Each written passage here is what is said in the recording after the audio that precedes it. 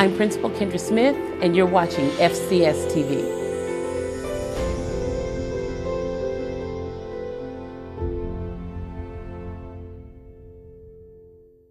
Fulton County Schools has received a new technology designation that recognizes its national leadership in student privacy protection and data security. Awarded by the Consortium for School Networking, the Trusted Learning Environment seal identifies school systems that demonstrate commitment to ensuring the privacy and security of student data. Only 7 school systems nationwide received the TLE seal during its inaugural year. Fulton County Schools, where students come first.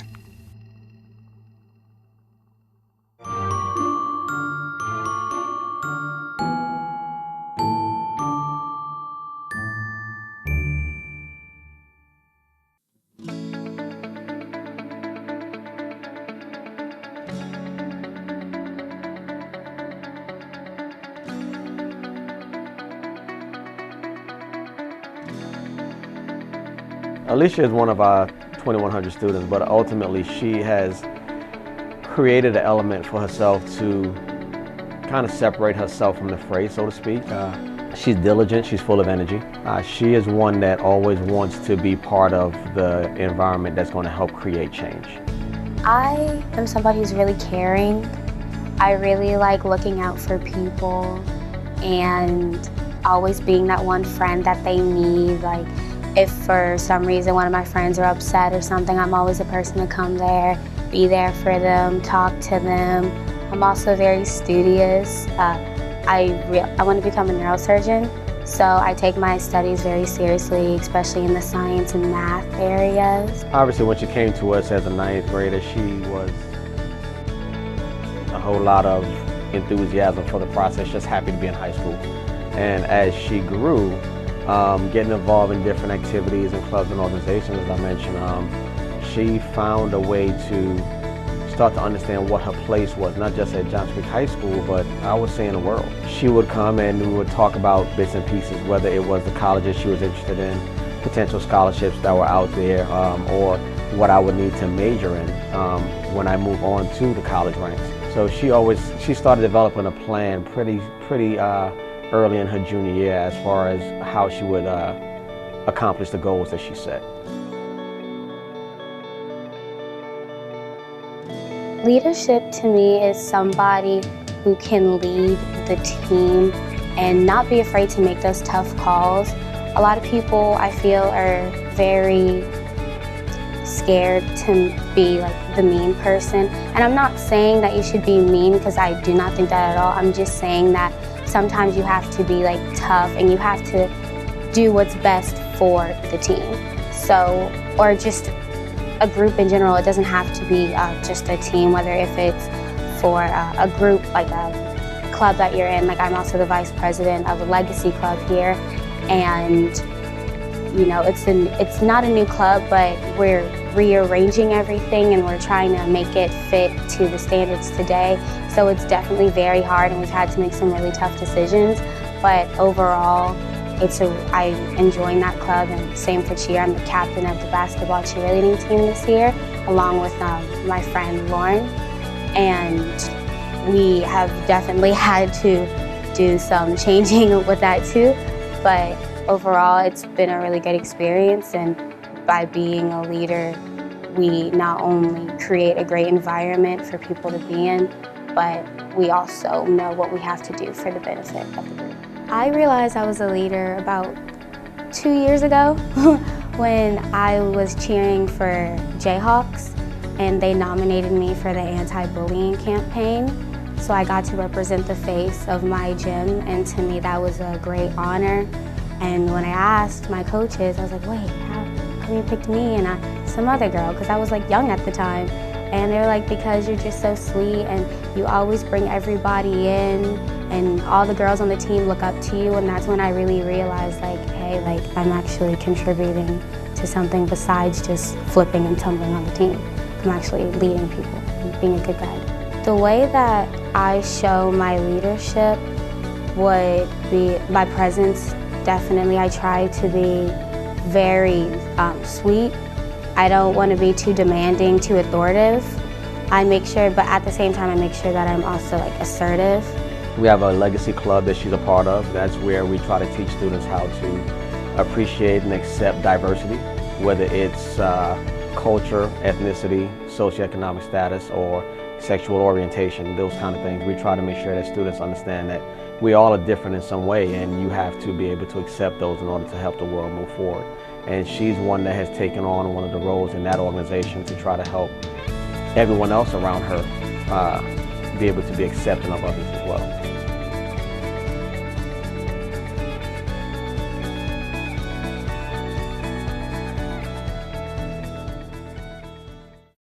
I'm Margaret Papillo, the Area Superintendent for the Northwest Learning Community, and you're watching FCS TV.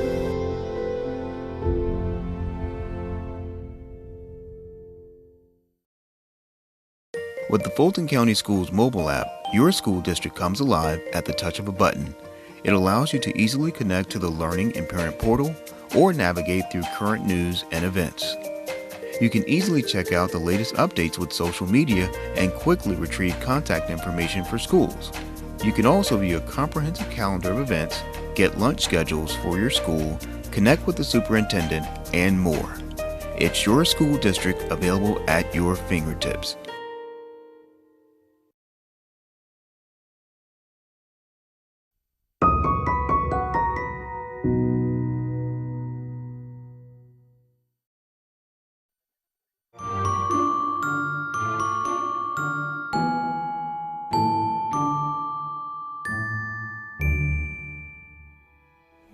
When I first came to Johns Creek as a freshman, I'm not gonna lie, I was kind of timid. I feel like that's how all freshmen are when you come to any school. I didn't really have any of my friends from middle school. They went to one of the neighboring schools around here, which is Northview High School. So it was really hard for me because a lot of people already had friends and already had their cliques, and when you're in ninth grade, you're trying to figure out, you know, who your people are, where you're gonna be around, what groups you're gonna tend to, and who you are as a person. I ended up getting into chorus. Here I was part of the advanced chorus for about 2 years, and it was really great.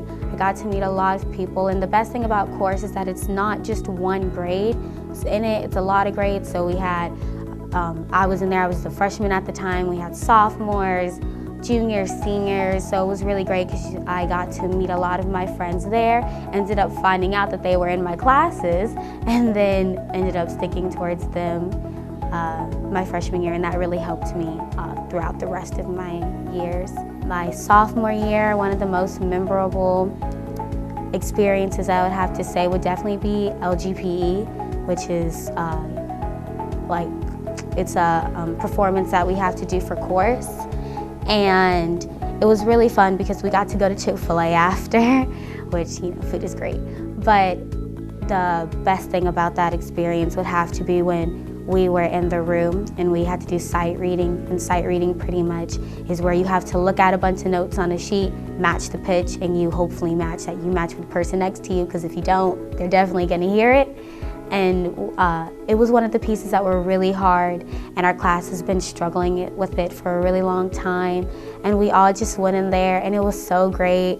We harmonized together really well, and it was really beautiful, and that had to be one of my best experiences my sophomore year. Junior year was definitely a great experience for me. I was finally an upperclassman, so I was very happy about that. It was a stressful year though, because you had to start getting ready, getting your grades, make sure your grades are right for college and everything. Try to look at early scholarships. I started taking APs for the first time, so that was really stressful, on top of doing basketball, cheer, which is about 2 to 3 games per week. So that was really stressful. But definitely the teaching department here, the counseling department helped me out a lot. They made sure that we stayed calm. They gave us a lot of stress-free weeks, which were really grateful and impactful to not just me, but really everybody. And junior year definitely I definitely found out who I was in junior year. I feel like dealing with all the stress and having my friends be there for me, because I feel like it's really important to have supporting friends and family. My mother and as well as my father were definitely there for me, and they really helped me get throughout the year. And now it's my senior year. I'm very excited about that. I'm so happy to go to college. So far it's been really great at Johns Creek. You know, had a couple hard tests here and there, but I've just been dedicated and motivated like I've always been. And I hope that my senior year continues to go just as great as it's going right now.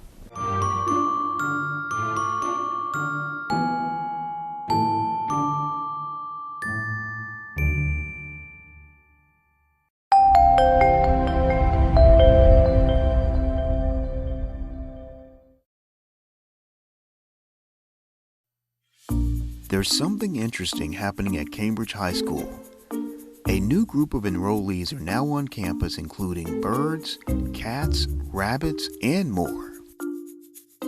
Cambridge's new veterinarian program provides students a high-quality career pathway in the CTAE program. Whether animals are pets, livestock, or working animals, they matter to society, and the new program at Cambridge is an excellent pathway for students to become veterinarian professionals. Learn more by watching Leadership Matters, where Principal Ed Spurka talks about the program.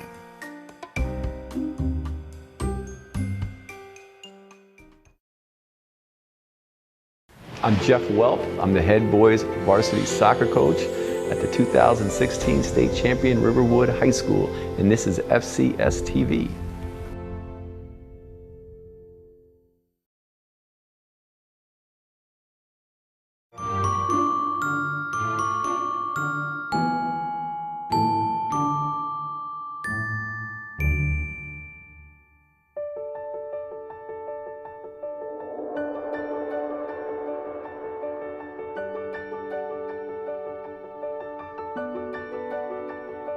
The way that I would prepare for a hard test is first I would actually pay attention in class. I know a lot of people sometimes slip, especially when it comes to math, because you just hear the equations over and over again. It gets kind of hard to be attentive.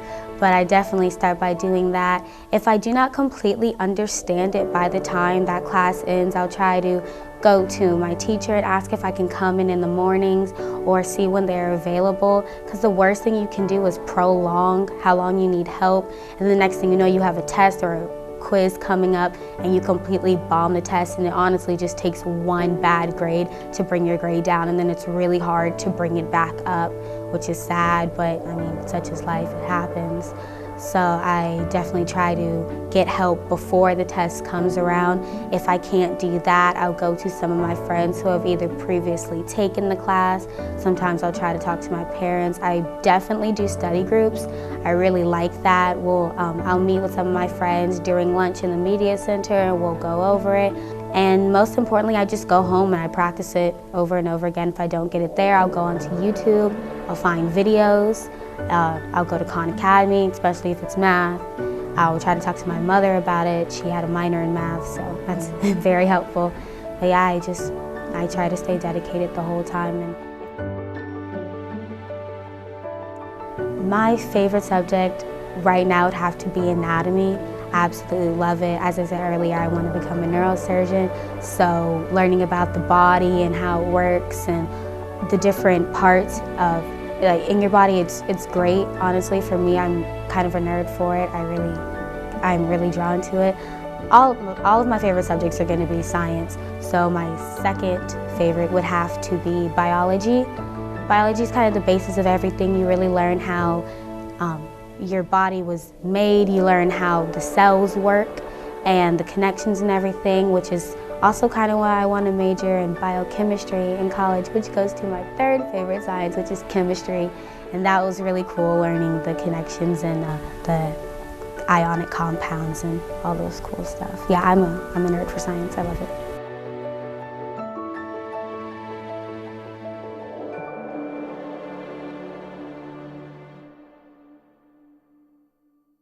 I'm Allie Baker, STEM lab teacher at River East Elementary, and you're watching FCS TV.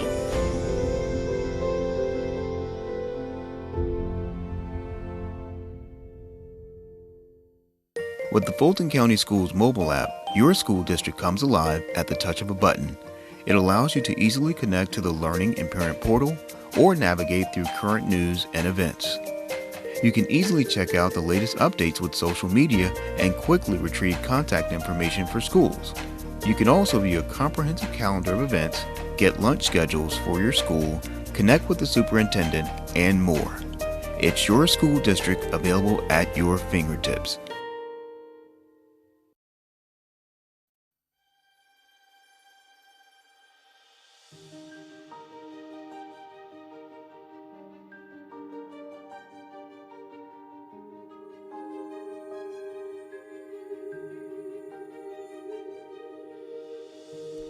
The college process for me actually hasn't been as stressful as it's been for some of my other friends, but that's probably because I started on it early. A lot of people say, start your college apps like the summer of your junior year, so when you're going into your senior year, summer of your junior year, yeah, I think. I didn't do that, I'm not gonna lie. But I did start to get I did start figuring out where I wanted to go and what colleges had the major or they were well known for medicine, because that's something that I'm very strong about. So I started figuring that out at the summer going into my senior year. And I think that definitely made the process easier, because I started seeing, okay, these are the colleges that have this. They have very competitive rates into their med school, which is also something that I look for. And they also have a high graduate rate of getting them into med school.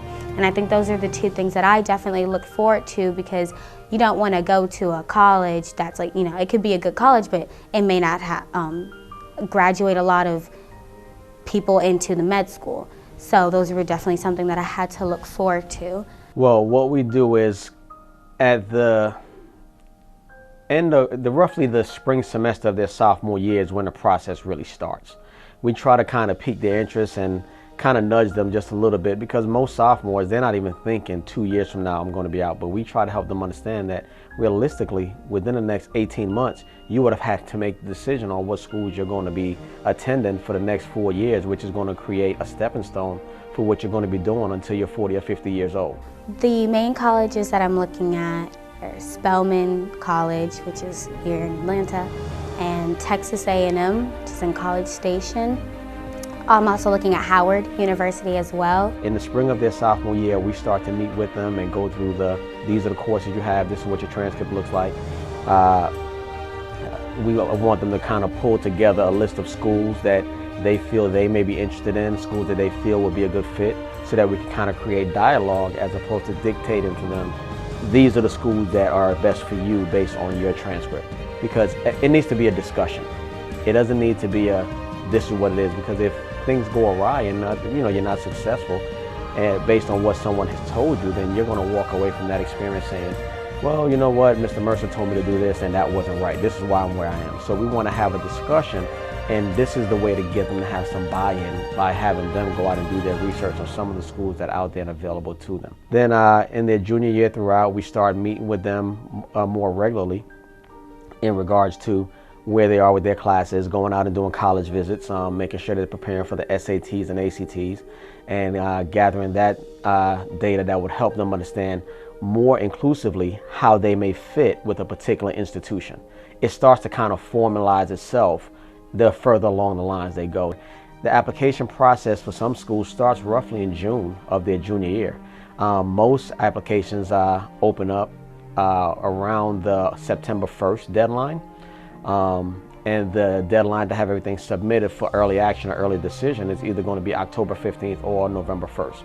So we try to make sure that they start focusing on those things. Now, when it comes to scholarships, they understand that December 1st is when the school type scholarships are closing their doors.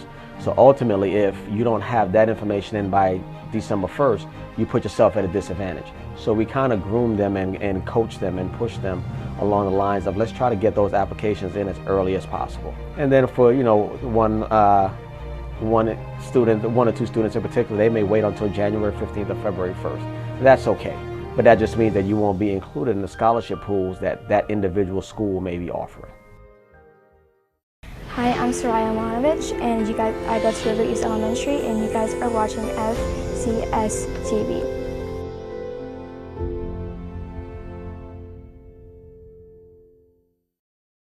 Fulton County Schools has received a new technology designation that recognizes its national leadership in student privacy protection and data security. Awarded by the Consortium for School Networking, the Trusted Learning Environment seal identifies school systems that demonstrate commitment to ensuring the privacy and security of student data. Only 7 school systems nationwide received the TLE seal during its inaugural year. Fulton County Schools, where students come first.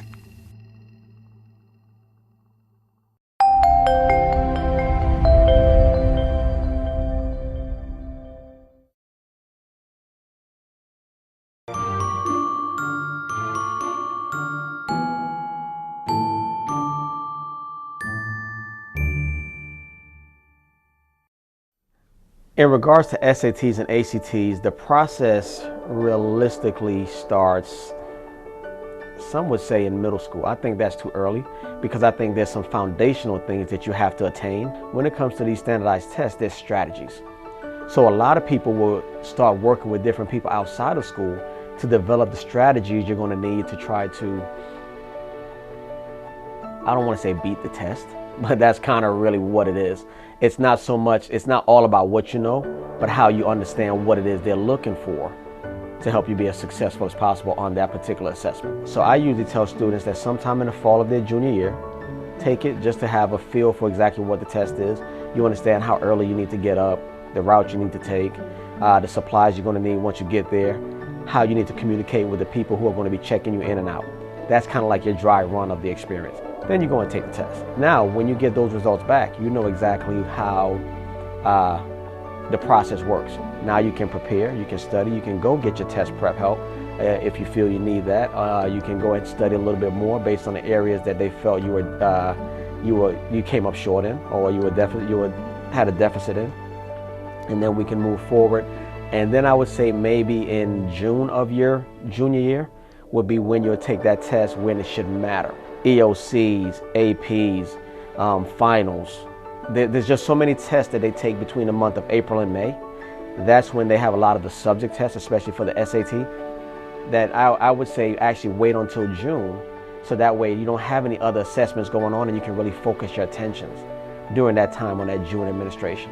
And then, if you want to take it again in September, October of your senior year, you have that opportunity before those applications finally go out. I'm Vihel Mashenker. I'm in 8th grade at Elkins Point Middle School, and you're watching FCS TV.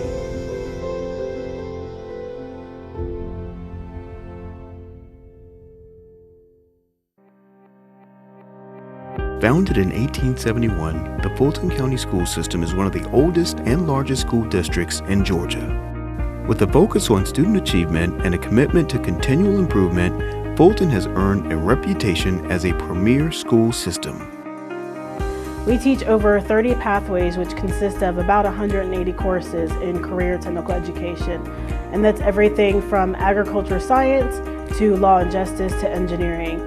This is a generation of tech-savvy students, and we are providing them with the tools that they need to personalize their learning, and we're providing those tools for our teachers as they strengthen their teaching practices in order to really personalize learning and meet each and every kid where they are. The district is led by Superintendent Dr. Jeff Rose, who is responsible for the leadership, administration, and management of approximately 96,000 students. So your job is to be a visionary for each and every student that you come into contact with.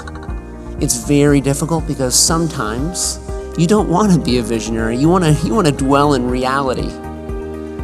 Well, our kids need more than that. So as we sometimes get dragged into reality, I ask you to be a visionary and focus on your relationships with kids. Fulton is also one of the largest charter systems in Georgia. With an effective Board of Education and strong leadership across the district, Fulton continues to achieve. 224 teachers in Fulton have achieved National Board certification since 2001. This represents almost 9% of all National Board certified teachers in Georgia. Fulton's SAT scores continue to exceed the state and national average, with schools ranking among the highest scoring schools in Georgia. According to the College Board, Fulton has more schools with high SAT performance than any other district in Georgia. The Fulton County School System is one of the most unique school systems in the nation, providing rigorous academic programs that foster student achievement for all students. With the Fulton County Schools mobile app, your school district comes alive at the touch of a button. It allows you to easily connect to the Learning and Parent Portal or navigate through current news and events. You can easily check out the latest updates with social media and quickly retrieve contact information for schools. You can also view a comprehensive calendar of events, get lunch schedules for your school, connect with the superintendent, and more. It's your school district available at your fingertips.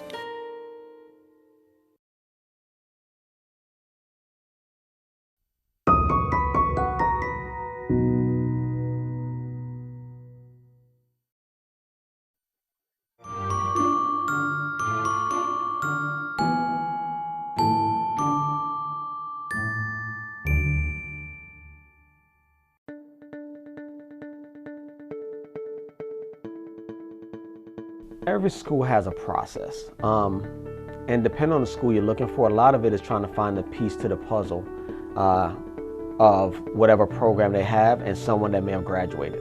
There's a lot of different formulas that go into it. Unfortunately, from this side of the desk, we have no clue what they're looking for on any given year. But a foundational thing that you can approach it as, schools are going to first look at your numeric average or your GPAs. Without that, a school's not even going to consider you. Then they're going to look at your standardized test scores. Those standardized test scores put you in a perspective of, okay, how do you fare against other people around the country? Whereas your numeric average and GPA helps you understand how you fare against people within your school. Then from there, they look at the rigor of your curriculum. Once they understand how you challenge yourself amongst your peers that you grew up with for the past 12, 13 years, then they can say, okay, this student has this level of ability and is projectable to be this successful. And they want to make sure that when they bring someone in, the goal there is to retain a student for the 4 years. A lot of schools want to be able to say, we've kept our students for this amount of years. After they look at the rigor of your curriculum, then they're going to look at extracurricular activities. How did you get involved at your school? How did you get involved in your community? What kind of roles did you take based on your religious affiliations? Did you have any leadership roles? Those kind of things are going to be pertinent as well when they start to evaluate students in relation to where they are and the other students they may be having attending their school from other parts of the country. It's really a holistic perspective when you start to say what is the procedure for selecting a kid for a school. Now, what schools are looking for on any given year, I can't give you that foundational or that concrete answer, but from a holistic perspective, those are the criteria that they go off of.